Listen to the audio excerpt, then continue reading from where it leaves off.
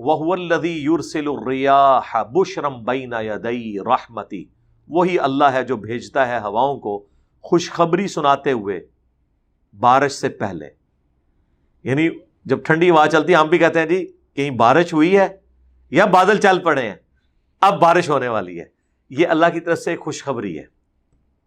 حَتَّى إِذَا أَقَلَّتْ سَحَابًا ثِقَالًا، یہاں تک کہ جب وہ ہوائیں وہ بھاری بھرگم بادل اٹھائے ہوئے آتی ہیں، سُقْنَاهُ لِبَلَدٍ مَيِّتٍ، تو ہم لے جاتے ہیں اسے کسی ویران شہر کی طرف، اجڑا ہوا شہر یعنی مردہ شہر جہاں پہ ابھی سبزہ نہیں اگا ہوتا، لوگوں نے بیج بوئے ہوتے ہیں، بیج بوئے بغیر نہیں نکلنا کچھ بھی، یہ ذہن میں رکھیے گا.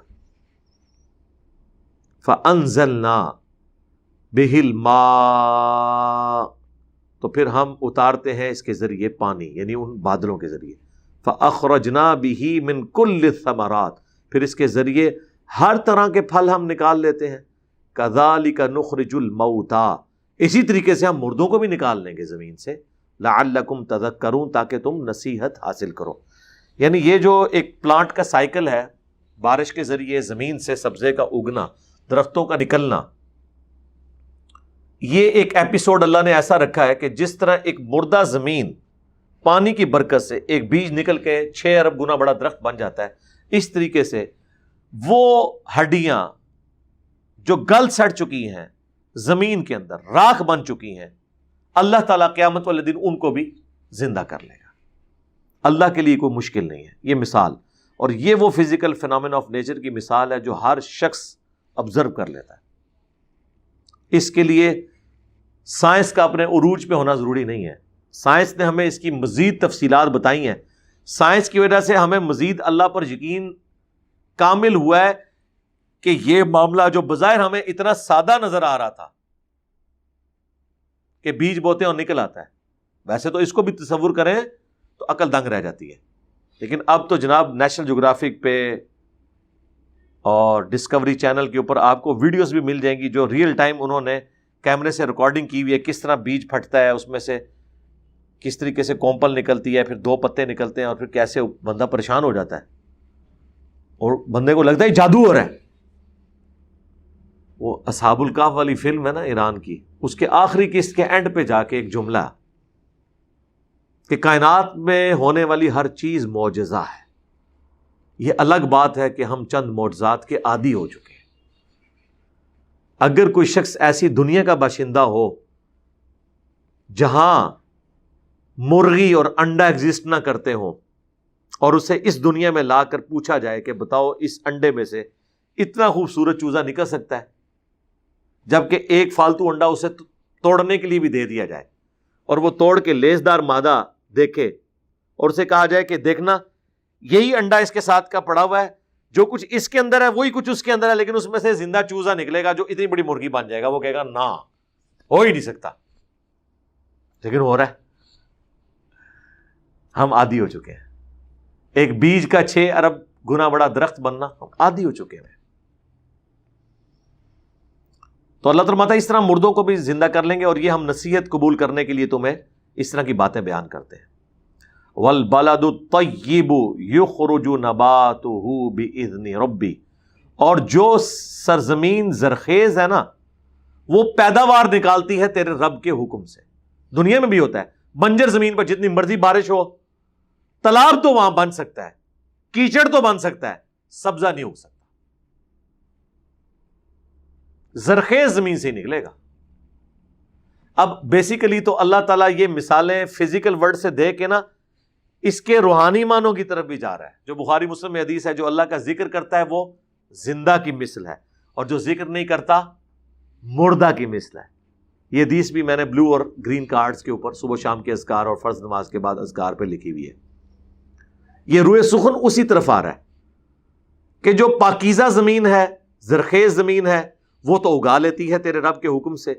والذی خبث، اور جو خراب ہے، لا یخرج الا نکدا، ادھر تو بس گھٹیا مال ہی پھر نکلتا ہے، جھاڑ جھکار ہی نکلتا ہے، ادھر اس طرح کی زرخیز چیزیں نہیں نکل سکتی.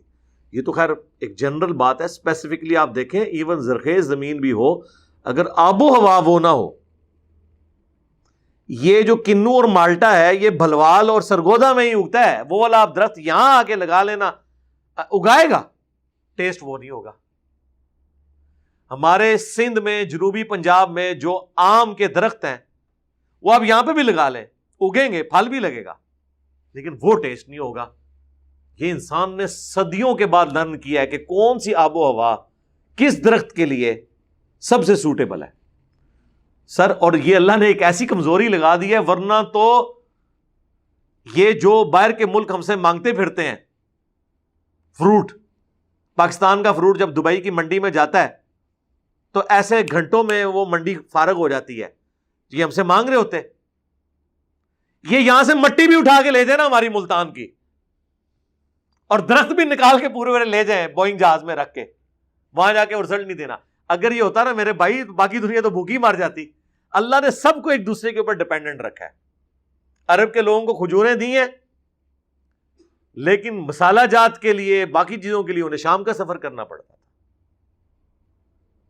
ہند کا سفر کرنا پڑتا تھا۔ ہند کے لوگ اپنے یہ مسالہ جات اور چیزیں وہاں جا کے، یہ تو آج جس ایرا میں ہم نے آنکھ کھولی ہے، یہ دنیا میں سب سے غریب ترین جگہ بنی ہوئی ہے، ادروائز تاریخ انسانی میں سونے کی چڑیا جو ہے سب کانٹیننٹ رہا ہے، کیونکہ زمین اگاتی، اسی لیے یہاں گورے آئے تھے۔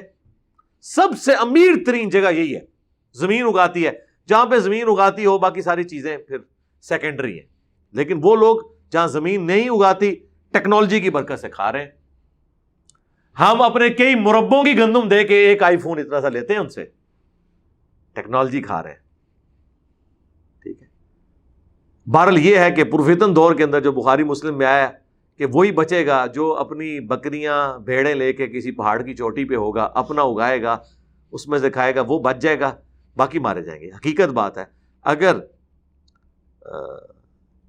دنیا کے وہ حصے جو گندم اور کھانے کی چیزیں سپلائی کرتے ہیں یہ روک لیں تو آئی فون کھا کے کوئی زندہ نہیں رہ سکتا، سامسنگ کے ذریعے کوئی شخص اپنی پیاس نہیں بجھا سکتا، ٹھیک ہے۔ تو یہ اللہ تعالیٰ نے سب کو at the end of the day balance کیا ہے، کسی کو کوئی چیز دی ہے، کسی کو کوئی چیز دی ہے۔ تو جو خراب زمین ہے وہ تو پھر گھٹیا قسم کا مال اگائے گی، وہاں پہ جھاڑ جھنکار ہی ہوگا، اور جھاڑ جھنکار آپ کو پتہ ہے آگ جلانے کے لیے استعمال ہوتی ہیں جھاڑیاں، اس میں سے آپ کو رزق نہیں حاصل کر سکتے۔